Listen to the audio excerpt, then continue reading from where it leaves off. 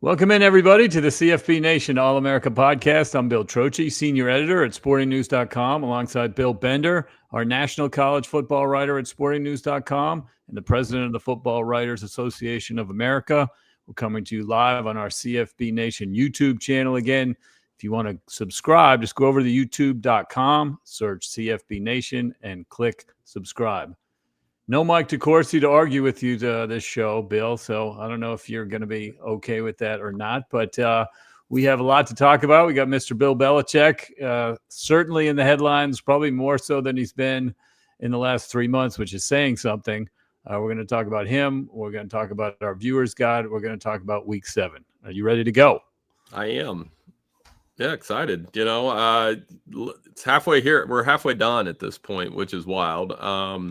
There's a lot of good games this weekend, and I know our week has been spent talking about the usual suspects, Bill Belichick and Arch Manning. And we did break out the playoff races at Sporting News for the SEC and the Big Ten. And, those lists are made to be blown up as well. But I think there's a couple games this week that, as I said in those articles, they're really going to tilt this thing one way or the other, depending on who you think is going to make it the playoff. Interesting that you say we're halfway home, and we are halfway home technically with a 14-week regular season. Of course, the playoff now extends for a month and a half. So it is another month and a half after we get to that week 14. But we are halfway through the regular season. So, all right, let's get into some Trocchi trivia, and then we will talk about Mr. Bill Belichick. Dating back to 1977, Oregon is 14-1 at home against Big Ten teams. Can you name who beat them? Oregon is 14-1 at Autzen Stadium against Big Ten teams, all the way back to 77. Obviously undefeated since they've joined the Big Ten, and they have got a home game this weekend against the Big Ten team, of course. So let's see if you can dig that one out of the archives. I'll give you a 50-50 chance on that one. It's a challenge, but I know you can do it. So, all right, we'll think about that. We'll answer it at the end of the show. Who is the only team since 1977, Big Ten team, to beat Oregon at Oregon? So, all right, Mr. Bill Belichick. He's in the headlines, Bill, but perhaps you heard there was some talk after they're on a bye week, and that's a time where NFL and college teams tend to pull the trigger on a firing if necessary. The Tar Heels are 2-3, of course, have been blown out 3 times against Power 4 opponents. They looked as bad as you can look against Clemson. And suddenly there was some whispers that there were negotiations between Belichick and the school about potentially lowering his buyout. At the end of the night, Belichick released a 12-word statement. I'm fully committed to UNC football and the program we're building here. Bubba Cunningham followed that up with a 13-word statement that said, Coach Belichick has the full support of the Department of Athletics and University. First question for you, Bill. Do you take that as a breakdown in negotiations, or that the negotiations are over? He'll probably close negotiations. They may get through the year then. Like, he may actually coach the rest of the season. I mean, you can't have a statement like that and then have him fired before the Cal game. I know, we were firing away with ideas yesterday after the report from 24/7 Sports about the buyout and soft landing and recruiting violations, which no NIL violations were possible in 2025, but they are. And to me, it means he'll probably gut out the year, and then they'll start an exit strategy for what he's going to do next year, which would probably be, in my opinion, media, because I think the most bizarre detail of all the bizarre details this whole thing has had, this vendetta against the Patriots is strange, because if you're reportedly not allowing Drake May highlights on your, Twitter feed or whatever, it is. I mean, Drake May is kind of there's two faces of North Carolina in the NFL right now to me. It's Drake and it's the work that Javonte Williams is doing with the Dallas Cowboys. And you need to celebrate that as a program. Ohio State does it every Sunday, every Sunday, like that. JSN and Emeka were going off the other day. Yes, you, as a college program, you need to celebrate your guys in the league, because at the end of the day, we can dress up all the reasons guys play college football. They want to go to the league. And they were celebrating Williams. Right. Like Javonte's, he's been awesome. He's on my fantasy team. He's been great. There's a story about Javonte Williams we'll tell on the other day about our All-American team when I left him off. But he's proven me wrong every day. But Drake May, that's the bizarre thing to me. That tells me that he's, NFL teams aren't going to be in a real rush to hire him either. So his exit strategy to me is either retire or media, go back in the studio. And North Carolina's exit strategy is, you're going to have to find a coach that's going to inherit a mess, a larger mess than you had when Mac Brown was there. So, I do think they'll probably ride out the rest of the season, maybe finish 4-8 or 3-9, something like that. And then just chalk it up to, hey, we tried and it didn't work. So you've been in this business a long time, Bill. You've seen votes of confidence from athletic directors. That one was rather tepid, I would say. So to me, I think negotiations may still be ongoing, and I wouldn't be shocked after another blowout or two if they come to an agreement. We've seen statements of support, votes of confidence, and then the coach gets fired a few weeks later. We've seen that before. We've also seen where, they stick it out.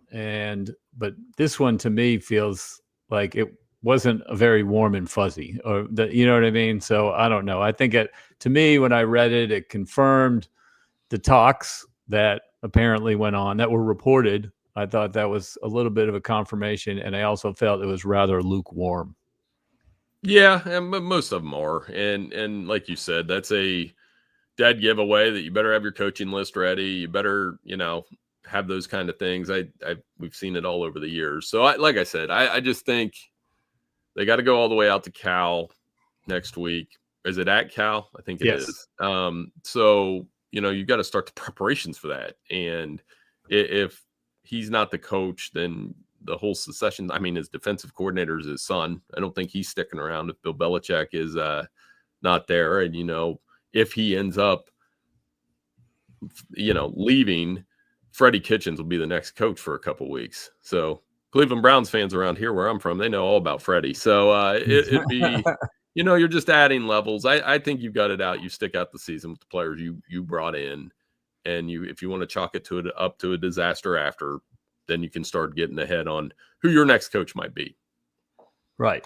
And so it's a Friday. It's actually a Friday night game, Friday, October 17th at Cal. It'll be a 10:30 game, late Friday night on ESPN. It's kind of under the radar, but it won't be under the radar after all of this smoke that's been circulating around the program. So anyway, that was good. We wanted to address Mr. Belichick, even though he's not playing this week. So let's get into week 7.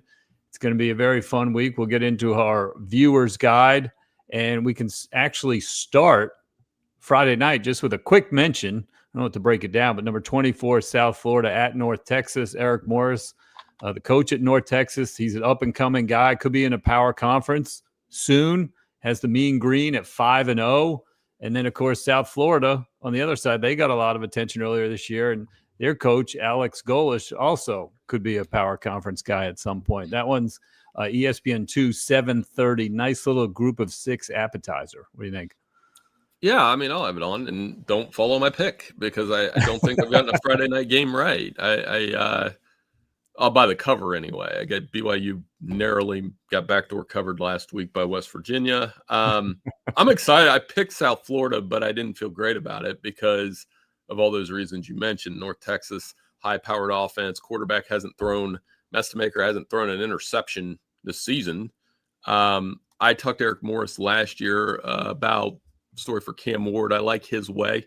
There's coaches when you talk to them in the group of 5, you can make some value judgment on how you feel about them. And I like him a lot. You know, he was a guy that recruited John Mateer to Washington State.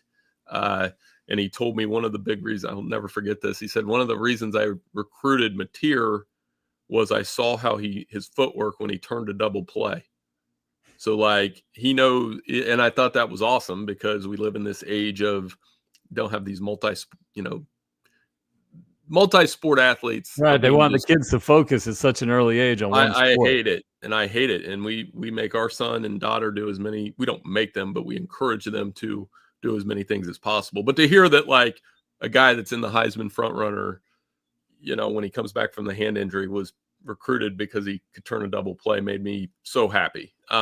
So yeah, it's going to be a fun game. I'll definitely tune in. And part of this American Conference race where North Texas, Navy, South Florida, Memphis, Tulane are all in the mix for a playoff berth. And I think it's going to be a lot of fun.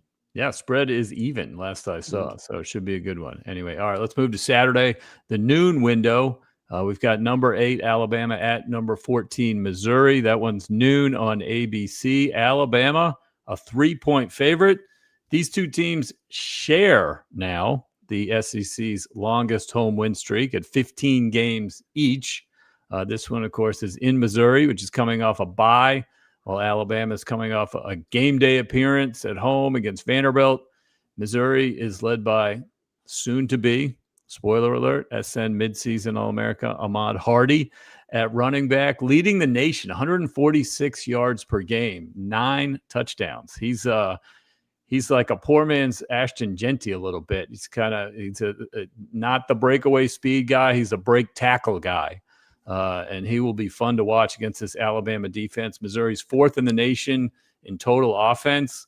Who have they played? Best teams, South Carolina and Kansas, who are in the mid-30s in the Athletic 136. Alabama on the other side has played 3 top 20 teams. This, of course, will be their 4th top 20 team. How do you see this one shaking out? Well, a couple things. Ahmad Hardy, I talked to Sean Fox down in Ruston, Louisiana every Friday, part of my routine. And he was on Hardy played at UL Monroe. Yep. And, you know, one of these guys that's leveled up and he's always had great things to say. Sean does a great job. He calls some games. He's moved up in the world. He's a really good friend. Alabama still has the big target on their back. That's what last week confirmed. You know, whether it's Vanderbilt or Mizzou or, you know, Auburn, LSU, they're still everybody's big game. You know, I thought there was some levity on the teleconference the other day or yesterday where Eli apparently jumped on the SEC teleconference and asked Kalen DeBoer a question about his hoodie. You know, Eli's a good coach, and this is their big moment. They haven't beat Alabama since joining the SEC. A lot of the games have not been competitive. So for Bo Pribula and Ahmad Hardy and a decent defense and, you know, all those Sporting News alumni from Mizzou, this is a big day. And I've worked with a lot of them that have come in and out. We have Benson Taylor still. Our boss is a Mizzou grad. So they're going to be fired up on Saturday. But I hope Benson isn't listening. But as I've seen in the past with their matchups, I think it's going to have a similar conclusion, unfortunately. Ty Simpson, man, he's on a roll. Yeah. Alabama QB. He is looking better and better by the week. So we'll see about that. But it is a 3-point favorite. I think all the games we're going to break down this week are about a touchdown or less.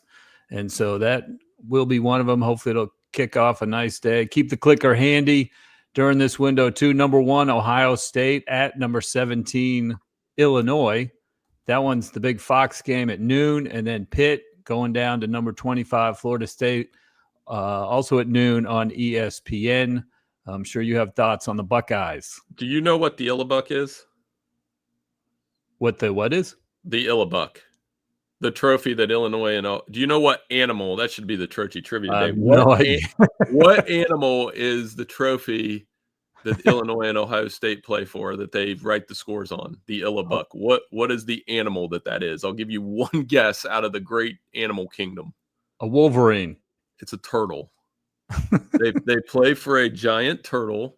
Go look it up. The Illabuck. It's one of the many Big Ten trophies that we play for up here. We're weird. Dude, this is news to me. I've followed college football for 35 years. Never heard of that. The Illabuck is a underrated Big Ten trophy that they'll play for. I think Ohio State will be fine up there.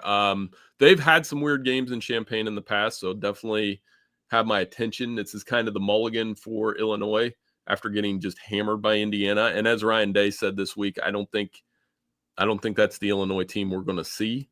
So definitely have my eye on that. And then how does Florida State get up against a Pitt, after losing to Miami, but showing some fight in the fourth quarter against a Pitt team that made a quarterback switch last week and it worked out.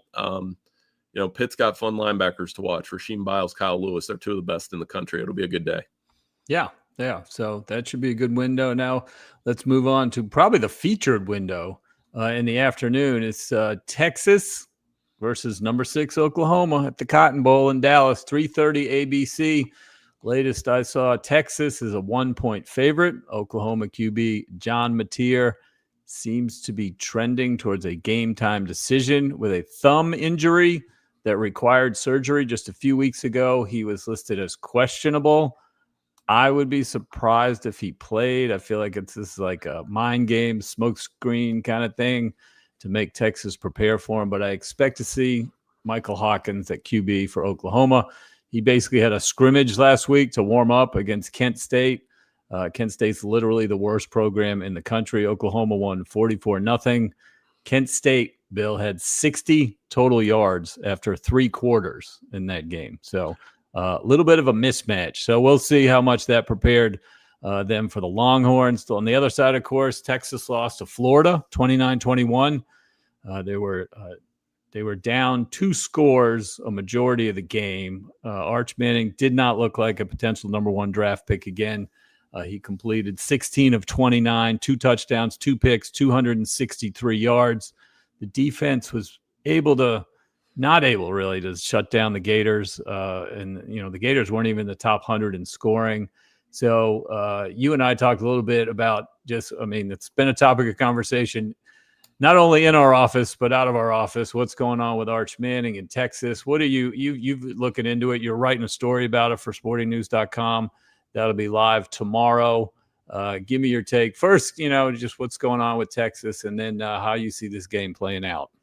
Yeah, you want to talk about Arch, you go to the source, go to Kirk Bowles, Houston Chronicle columnist, been around the program for 50 years. 50 years, man. Covered Earl Campbell, and he's just the terminally nicest man on the planet. We had a great conversation yesterday.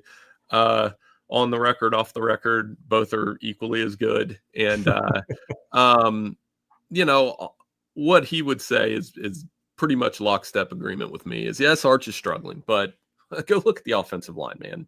Four guys are out. Go look at the running game. He pointed out something to me that we were all glossing over. Arch Manning is Texas's leading rusher with the sacks. He leads them with 5 rushing touchdowns. Their running back numbers against the Gators were like 15 yards on 11 carries or something. Matthew Golden's playing on Sunday. Their best receiver's playing for Green Bay right now.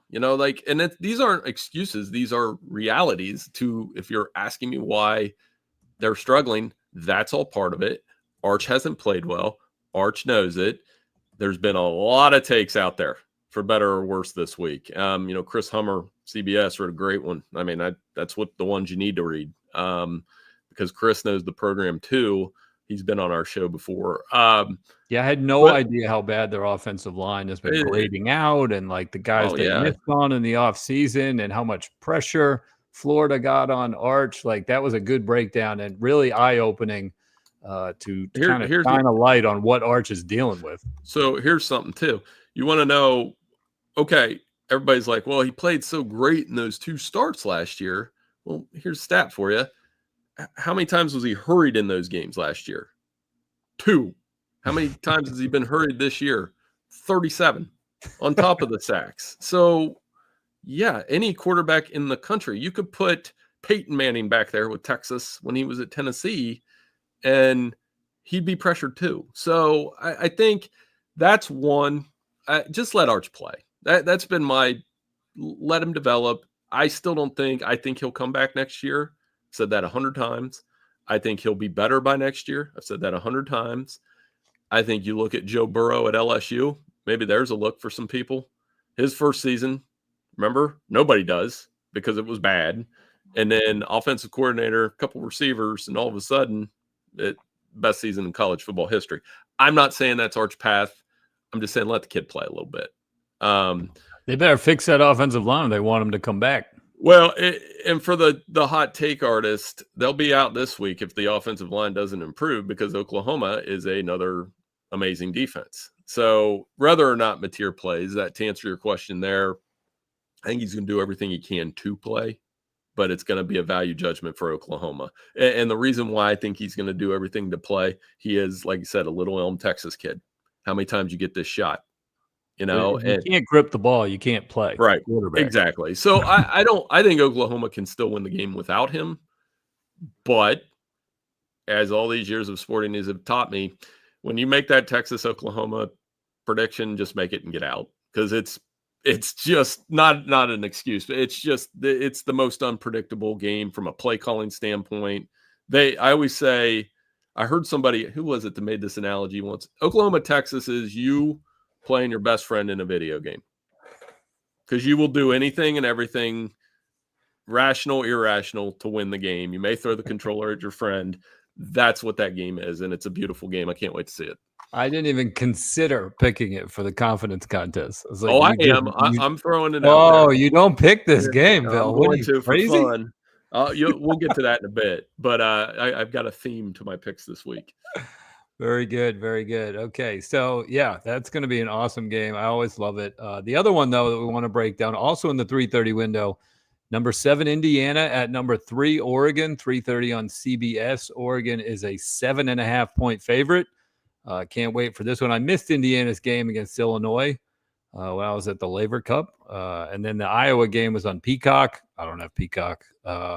And then their other 3 games are those junior varsity type games that Indiana schedules every year. So I want to see Fernando. I can't wait. Fernando Mendoza in the running for a Sporting News midseason All-American. We will decide that kind of after this weekend. We got a lot of candidates to break down, but he's climbing up the draft boards. He's got 2 really productive receivers, and Elijah Surratt and Omar Cooper Jr.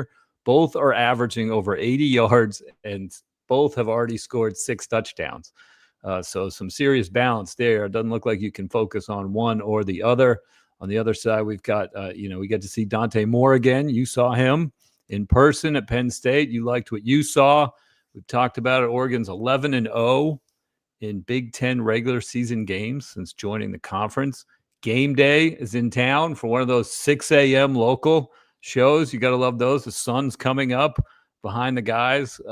Touchdown favorite here. Does that seem right to you? I talked to Gary Danielson about this game this week. He had a good breakdown. That'll be on sportingnews.com on Friday. Yeah, there you go. You see, Gary Danielson and Kirk Bowles. Those two know what they're talking about. So I just let them do the talking. And Oregon, Indiana, I think this could be more of a defensive game than people think, despite the quarterbacks. Oregon, they're really good on the interior. They're big. They're a different type of Big Ten team now. They've got the interior line. He's kind of building them like Georgia, especially on the defensive side. They fly around a little bit. The focus is obviously the quarterbacks. Gary talked about Dante Moore. Second time I'm going to mention him today, he compared Dante Moore's poise and calmness to Joe Burrow, which a little bit of a spoiler there, but you'll see why. And then Fernando, he was just so complimentary of what Indiana's been able to build. And we talked about this with Mike D on the podcast Tuesday, just this kind of Big Ten. Gary Danielson grew up in Michigan, played at Purdue, and we had that talk about he grew up at the height of the 10-year war, which is like the bedtime story for every Ohio State and Michigan fan. It's changed, and it's changed in a good way because Oregon adds something. Oregon's been additive. Indiana feels a little bit to me like he made a great comparison. It's kind of like Wisconsin with Barry Alvarez. When they got started, go look at Wisconsin before Barry Alvarez. It's pretty much Indiana. And then you have this coach come in, great rebuild. And I think Oregon's going to win the game, but I think the subplot is Indiana going to go there and compete out at Autzen? And I think they will. keep the clicker handy in the 3:30 window. We got a few good ones. TCU at Kansas State is the 3:30 Fox game. Northwestern is at Penn State on FS1 at 3:30. If you want to check in on how the Lions are bouncing back from that UCLA disaster. We got NC State at number 16 Notre Dame, 3:30 on Peacock. It's their Peacock game this week. Virginia Tech at number 13 Georgia Tech on the ACC network. Georgia Tech trying to stay undefeated. And we have number 22 Iowa State at Colorado, 3:30 ESPN. Some well wishes going out to Coach Prime. He's had a blood clot surgery, minor surgery, I guess, yesterday because he was back to practice, or Tuesday. He was back to practice on Wednesday. Seemed to paint a good look at his press conference this week. Good outlook. So I don't think he's going to miss any time. But of course, he said it was his 16th surgery in the last few years. So obviously, good luck to Coach Prime, and hope he is feeling good on the sidelines on Saturday. Let's move on to the evening window. Big one, another big one in the Big Ten, the new Big Ten, number 15, Michigan at USC, 7:30 on NBC. USC is a 2.5-point favorite. This is the first of a huge 2-game stretch for USC. 2 straight Saturday night games on NBC against Michigan and Notre Dame. This one's at home. Next week's on the road in South Bend. USC, obviously, they've been terrific offensively. They're averaging 48.4 points per game, 36.7 in 3 Big Ten games. Jordan Mailata has been one of the best QBs in the nation. Mekhi Lemon is an NFL receiver for them. They're 4-1 with a 2-point road loss to Illinois, where they lost on a field goal in the last play of the game. So they're unranked. I'm kind of surprised they're unranked with that kind of resume. They're right on the fringe. So we'll see what happens there. And then Michigan, of course, they're 4-1. Their only loss was a 12-point defeat at Oklahoma. Michigan has wins over Wisconsin and Nebraska in league play. They beat USC 27-24 in Ann Arbor last year. Great game, fun game. Went right down to the wire. Your feeling as a playoff berth is very much in play for Michigan if they win this game. Yeah, for both, honestly. This is the biggest game. I think this is the biggest game on the Big Ten schedule in terms of trying to get a 4th playoff team for either team. And I think USC's path is obviously a little tougher because of the Illinois loss, but they get this one and then they split Notre Dame, Oregon. Somehow they're in. Yep. 10-2, they're in. If Michigan wins here, and they don't screw it up until Ohio State, they're in before the Ohio State game. Because they've got that Oklahoma game that they lost, but they stepped out and played. They've won at Nebraska, and we're going to see if Bryce Underwood can go on the road. Anybody that knows the Rose Bowl history between these teams knows it's a brutal road history. Well, technically in the Rose Bowl against USC, Michigan was 1-6. They haven't played at USC since. You'd have to go all the way back to 1957 to when they played USC at USC. They won that game, but I don't even know if they had face mask then. So one thing that's scary along those lines for Michigan, though, if they win and then USC loses to Notre Dame and then USC loses to Oregon, they've got and they ended up losing to Ohio State at the end of the season. Michigan's, what are they pointing to for their biggest win of the year? Because they got beat by Oklahoma. It's that they're in that boat where they got quality losses, but they don't have quality wins. But I don't think the playoff in any scenario would leave out an 8-1 Michigan. A Michigan team that goes 8-1 in conference play. It doesn't matter who you're playing. They still got to play Washington. I get what you're saying. There's not a ranked team on there, but to play devil's advocate, had Michigan played Eastern Michigan instead of Oklahoma, it wouldn't be a discussion if they were 11-1, Or True. So I think they're trying to earn the 10-2, and I'd give them credit for that. And I think they're a pretty good team. They had some blips last week against Wisconsin offensively. They drop a lot of passes. That's the problem. So if you want to Is it Underwood? Does he have not much? It looks like he throws 100 miles an hour. He does, but there were 2 or 3 throws in that Wisconsin game last week that you've got to have. Like, he made the throw, they dropped the ball, and it's maybe it's a little bit of be a catchable ball, but there were some serious drops. If they do that on the road here, they will get beat.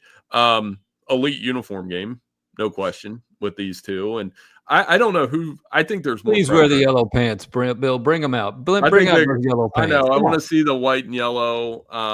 They normally release their game day threads. These teams do that. You know what USC's wearing. Mayava's really good, but I think there's more pressure on USC here, honestly. Even if Michigan loses, you could still say, hey, we rally around it and go beat Ohio State at home. And they know they can do it because they've done it 4 years in a row. I think it's going to be a fun game. Hard to pick. Very hard. Very hard to pick because, like I said, that the team's weaknesses, Michigan's probably a little weak in pass coverage in some spots. And USC's run defense they're going up against Justice Haynes, man. He's got 5 straight 100-yard games. It's going to be a hell of a game. Yeah, like you can make a solid case for both teams. I think Michigan having to travel, USC's offense has been great. And then, on the other side, Michigan, USC traditionally has trouble with physical teams. We saw that against Illinois, and that's what Michigan is. So, I think, who are Notre Dame fans rooting for here? Good question. Ask your brother. Probably USC, because Notre Dame's in that same boat of needing a quality victory because they don't really have many opportunities. So I think the Irish are probably rooting for USC to kind of bolster that resume up. That would become a ranked game next. DJ says mutual annihilation. DJ has an idea for this game. So it's like you get an Ohio State fan and a Notre Dame fan in a room for this game and see and have them band together to root against Michigan. I think that's what we're feeling here. I mean, USC jumps up to 5-1 with a win. They're going to be 20-ish, whatever. And then all of a sudden you've got a ranked versus ranked next week for Notre Dame. So that's probably the theory there. So anyway, and then the other night game on ABC, 7:30, it's number 10 Georgia at Auburn. Georgia is a 3.5-point favorite.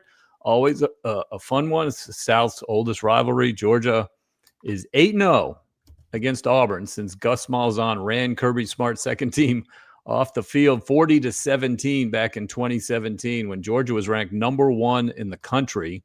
Georgia, of course, got revenge in the SEC championship game about a month later, and they haven't lost to him since.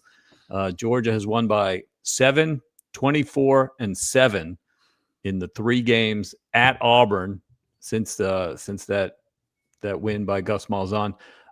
This spread seems low to me. Georgia's played Tennessee and Alabama to 3-point games this year, 1 win, 1 loss. Auburn isn't as good as either one of those teams. We've talked about third down conversions with Auburn. They are currently 118th in the nation. Jackson Arnold, Auburn's quarterback, ranks 14th in the SEC in passer rating. So I feel like Vegas is giving a lot of credit to home field advantage here. Maybe too much. And, I think Georgia, I watched their Kentucky game last week. The trick with Georgia is you have to throw out immediately that they are nowhere near what they were those 2 national championship seasons, where you're not on offense or defense. Either one. They're just not that anymore, but they're still very good. They still do the same things. Gunnar Stockton, I think, has been underappreciated a little bit. For all these quarterbacks who have struggled, he fits with what they're doing. You watch him sometimes, you'd be like, hey, that's Stetson Bennett again. It maybe not as much flair, but he goes out and gets the job done. Their running game's good. They've had some injuries. I think it's the defensive side. I mean, a couple years ago, we were watching Georgia, and all these guys are playing in the NFL now. And it was like, I would literally sit and watch the game with Grant and say, do you think the other team will get a first down this quarter? And that's how I feel with Ohio State this year. Yeah, it's like, I'll bet you $1 and we'll put it in your piggy bank that they won't get a first down this quarter. Georgia's not that anymore, but they'll give up a play here and there, but they still have dudes on defense. I think the potential here, despite the Vegas warning, I think there's really high potential for some serious Hugh Freeze hot seat talk if Georgia goes in there and blows them out. That's a potential reaction from the weekend. I feel like the last game at Auburn was close. Brock Bowers kind of rescued Georgia, right, from a little early deficit, but they did end up winning by 7. So, yeah, 3.5. I don't know. We'll see. Sounds like we're both going to revisit that one in the confidence contest very shortly. For the evening, once again, keep the clicker handy. We got Kansas at number 9, Texas Tech, undefeated Texas Tech. That's the Fox game at 7:30. We've got Florida, fresh off its big win over Texas, trying to get another Texas team. They're playing at Texas A&M, 7 o'clock on ESPN. We've got South Carolina at number 11 LSU at 7:45 on SEC Network. I feel like there's such a negative perception of LSU out there. They're still ranked number 11 right now. They still have a top 12, I think, top 10 defense. And they're scoring. They can. It's Garrett. What I'm watching in that game, Bill, is Caden Durham playing with the ankle injury. Is Garrett Nussmeier? What's he look like? Is he healthy? Is he not? Is he? Yeah, he's had a week to rest. Let's see what they're all about. Yeah, I agree with you there. They're definitely under the radar a little too much. And last one, number 18, BYU, another undefeated team. They're going to Arizona, 8 o'clock on ESPN2. That could be a tough trip for them as well. And don't forget for the Night Owls, Utah, Arizona State at 10:15. I'll be watching that while we're typing up. I don't know if you saw the video of Kenny Dillingham spraying water on Sam Levitt during drills because there's apparently supposed to be weather. I mean, they need to stop do it inside, That didn't work against the cowbells thing. That didn't work. You're really flirting with it there. But no, apparently there's supposed to be some weather. I'm really interested in that game because it's like Utah had their loss, Arizona State has a loss, but Arizona State's still very much in that Big 12 mix, but that's one you got to have. Yes. All right. So let's get into the confidence contest. We each went 10 pointers last week. We picked 5 games a week. We order them 5, 4, 3, 2, 1. So obviously, if you go 500 to roughly in the contest, it's 7.5 points. So you and I both had 10. I should have had 13 if Vanderbilt didn't give up a touchdown on the last play of the game on 4th down when the game was over. So they would have covered, but they didn't. So 10-10s. Your lead remains at 11. You're up 57-46 for the year. So you will still pick first. I'll record the picks here. Give me your 5-pointer this week against the spread. Alabama. Is it -3 still? Let me check. What side are you going off of? I'll make this easy for both of us. Caesars. Yeah, I can just pull it up on my phone. I got it at -3. Let me double check. Unless you get it first. Yeah, I got to double check these from now on. I'm sorry. Nope, update app. So it's on you. What's the spread? I am checking. It's a 3:30 game. Oh, no, it's a noon game. Yeah, right? That's right. Yes. Noon game. I did it last night, so I don't know if they updated. I'll find it. It's either 3 or 3.5. I got it okay. So at Caesars, it's still 3. Give me Alabama -3. Okay. I just, you're going to see the theme to my picks today. That's the first one. We're going to take a lot of the old control. I call them the copy and paste teams. That's who we're going to rely on this week. Yeah, I found it 3. You got it. So my theme, I'll just tell you in advance. It's like it's the month of October. People like to take road trips. The weather's getting nice. The leaves are changing. So I'm going with 5 road teams, Bill. There you go. Might be a little risky, but I'm going. Number 1 is going to be Ohio State -14 against Illinois.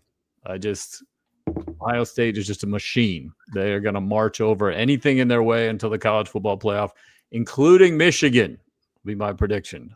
Finally, defense, QB, wide receivers, you name it. No one's touching them. Illinois, we remember, lost by 53 points to Indiana. I think 14 points is a good halftime spread for that game. I don't think it should be the 4-quarter spread. So Ohio State's my 5.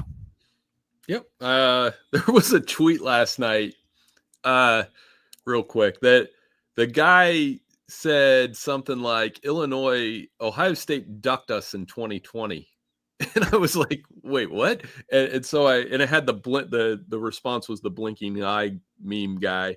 And I went back and looked at Illinois' 2020 record. They were like 2-6, and the game was canceled because of COVID. And I was like, I don't think anybody ducked you that year. I think you would have been in trouble. But we'll get to. I'll talk more about Ohio State in a minute. I got Georgia 4, and I got is it 3.5? You said that's what we got. I mean, prove me wrong. Maybe Jordan Hare. Maybe it bites him a little bit. Maybe Auburn back against the wall. I've watched Auburn against A&M, and I watched Auburn against Oklahoma. They look really good against Baylor. I'm just not overly impressed with them. So I think the Bulldogs go in. And there's, again, just think about my picks so far. Alabama, Georgia. I bet you can guess who's next. That's just like, it's one of those, what does Vegas know spreads? Yeah, You're a little bit. go the other way, but like, we'll see. So anyway, well, my 4 is going to be Clemson at 14. Minus 14 at Boston College. Bill Belichick was the perfect get-right game for Clemson last week. BC coming off a 41-point loss to Pittsburgh. A night crowd at BC can be good when their team is rolling, but they are on a 4-game losing streak. Their only win of the year is against Fordham. I think the Tigers pour it on. Clemson minus 14. You're not going to gain any ground on me this week because we're picking all the same things. Like I have Ohio State 3. Okay. Minus 14. And then all this, there's another Alabama, Georgia, Ohio State. The Buckeyes are that good. And I think this game actually could be like 34 to 17 type game. I want to see if somebody can score 10 points on Ohio State. Nobody's done it. And again, as I update everybody every week, the team that has scored the most points on the Ohio State Buckeyes this year was your Ohio Bobcats with 9 points. So, their defense is good. They're going to have guys. I texted you last week. I said I think teams should get points when they get a first down against Ohio State. I was watching the Minnesota game. I was feeling bad for Minnesota. There's a risk in this, though. Like when we just start and I've seen this with Ohio State in the past, where we ordain them all of these. I think Ryan Day knows it. You can tell by his press conferences what he's harping on. But yeah, they're really good. They're better than they were last year, which is wild because they had 14 guys go to the NFL draft, but they are better on both sides of the ball, I think. Maybe the running game's a little bit different because they don't have Quinshad and Travion, but they're really good. So I'm going to go 3. My 3 is Georgia. Enough said. We've broken this game down many times. Right. I think they're going to cover the 3.5 without much difficulty. So that's my 3-pointer. Over to you for 2. I mean, I got Clemson at 2. So like I've told you this, there you go. Alabama, Georgia, Ohio State, Clemson. I was just like, let's take and everything you've said. They had their get well game. I think Clemson's going to go on a little mini run here where they start drilling teams and try to somehow get back in the ACC picture if there's a little bit chaos. But they've got 2 losses in ACC play, right? Georgia Tech. Yeah, Clemson has 2 ACC losses. Yeah. I think they're going to go on Syracuse too. I think they're going to go on a little run here and try to get themselves back in the picture. But mine 14's easy. I think they're going to blow out Boston College. Yep, there we go. So you've got 4 road teams so far as well. So we're thinking road. This is the road week. My 2-pointer, another road team, Pitt. They're getting 10.5 at Florida State.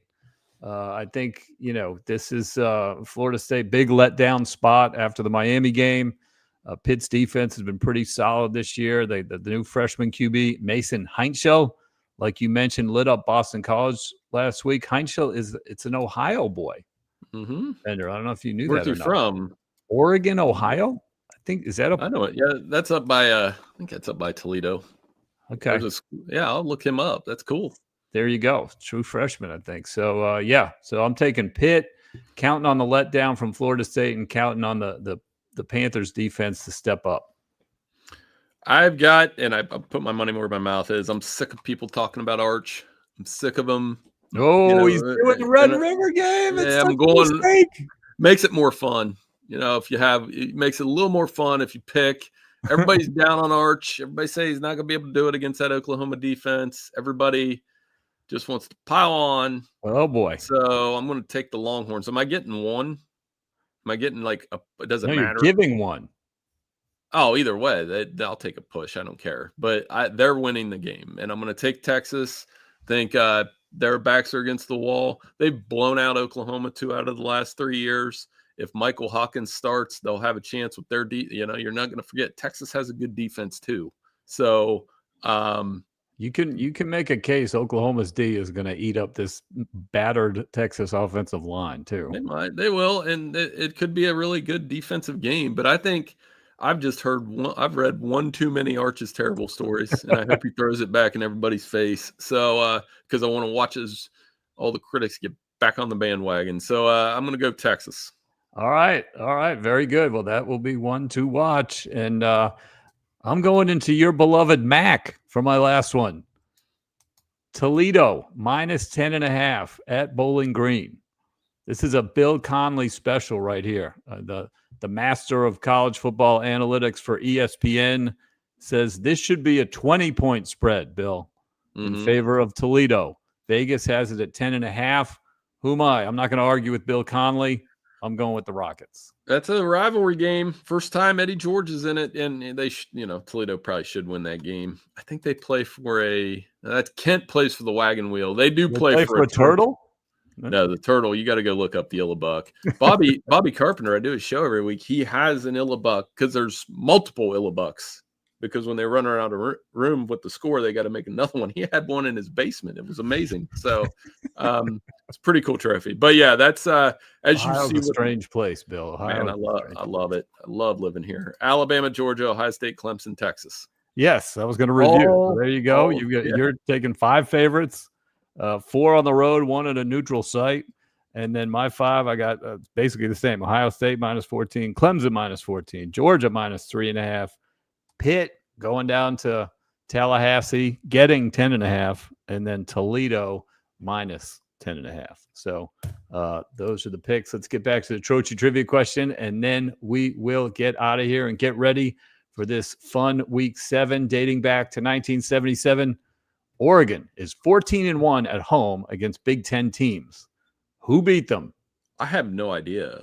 I know it's not Michigan.